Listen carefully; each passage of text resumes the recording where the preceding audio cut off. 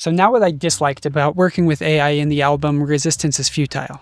The first thing is that there was just less room for surprise and organic exploration. The second thing I disliked about it was that it's actually quite time-consuming. The whole idea of using AI in anything is pretty much to gain some efficiency. I felt like it's way more efficient at just popping out a completely done track. It's like, obviously, in a few clicks of a button, I can have a complete track, obviously without the violin part, but the bass electronic part, whereas that would take more time to build in the studio. But doesn't necessarily take less time than building something in the studio from scratch that I really like. You know, a lot of times it would generate something that it had an element that I liked, but overall didn't want to use. If I'm making something from scratch, I'm able to really just hone in on what is it that I want to hear next. And so there's just much less time spent clicking around and listening to some crappy music before stumbling upon something good.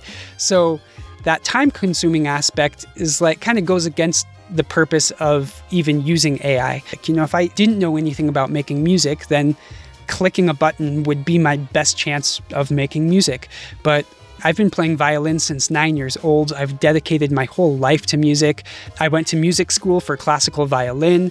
I've experimented playing with a lot of different genres and have produced a lot of music. So if I'm going to choose to use AI, I would rather it speed up some part of my process in a very significant way, and I'm not sure how much it really did that. The third thing I didn't like about it was that it was challenging to keep all of the different parts organized to arrange later, because the way Udio, which is the platform I used, works is that you put in the prompt of what you want. So my prompts had various things having to do with down-tempo electronic, maybe some subgenres. I would put in something like deep, rich harmonies because I wanted something more interesting to play with, rich harmonic progressions, just experimented.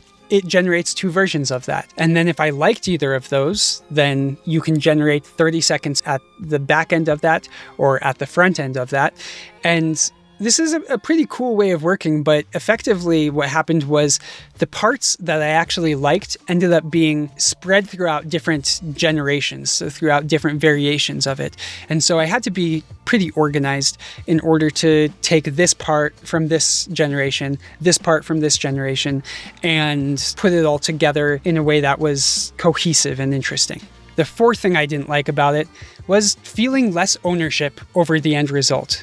I feel really good about the violin parts that I put in, and I feel like the tracks that I generated do reflect something about me. I curated them with a lot of care. I put a lot of time and energy into generating things that I would like.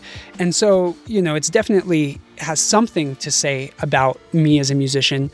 But the fact of the matter is, I didn't make those parts.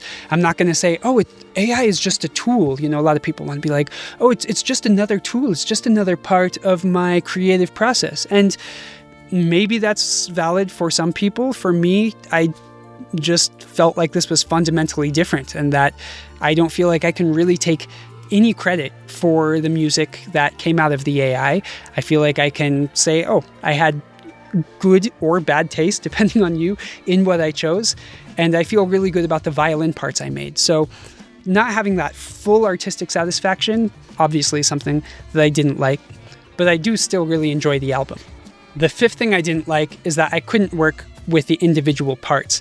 So it would spit something out, and if I thought that I could work with it as it was, then I would use it.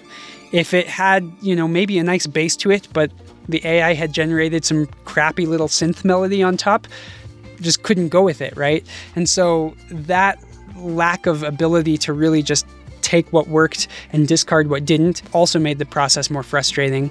Apparently, Udio has just put out a new release, 1.5, in which you can work with stems. Maybe I wouldn't have had that same frustration if I had waited 2 weeks longer to start this project, but I wanted to get on it right away because this is a field that's evolving so fast. I felt like if I didn't really focus and make this work and get it out as soon as possible, that it would be, as the Borg say, irrelevant very soon. The sixth thing I didn't like about it was that the production quality on the electronic parts was a bit lacking. It did lack detail and punch. And apparently they've improved this too. They say that this is better in the new version, but I had to put some time into bringing out the details, getting it to hit a little bit harder, where if it's being produced from scratch, can really get those details right from the beginning. You know, if I compare this especially to Mastodon,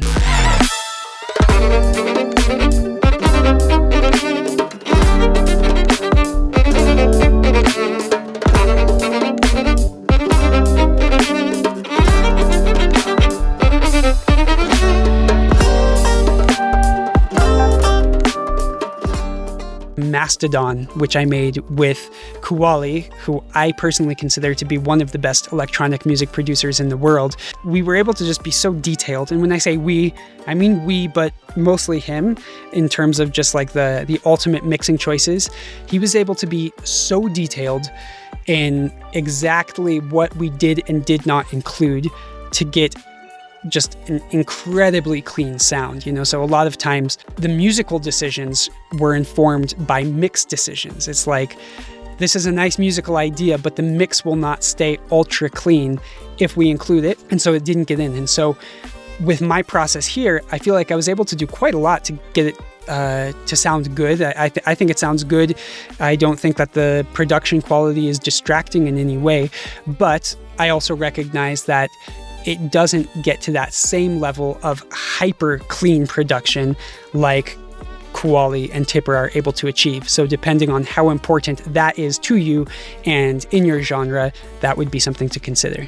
The seventh and probably biggest thing that I didn't like about it was that I constantly had my fears about working with AI in the back of my head.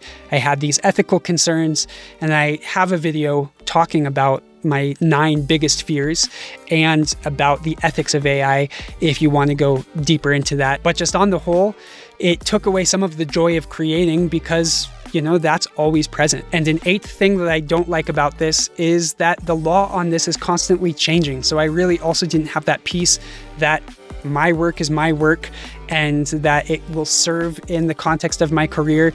You know, as the legislation changes on this throughout the world, who knows what I will be able to do with this music. And I did put a lot of heart and soul into it. Next, learn my biggest fears about making an album with AI. Dive into the topic deeper in the playlist, or subscribe so that you can come back later, stop consuming content for now, and enjoy the outside world. Love you.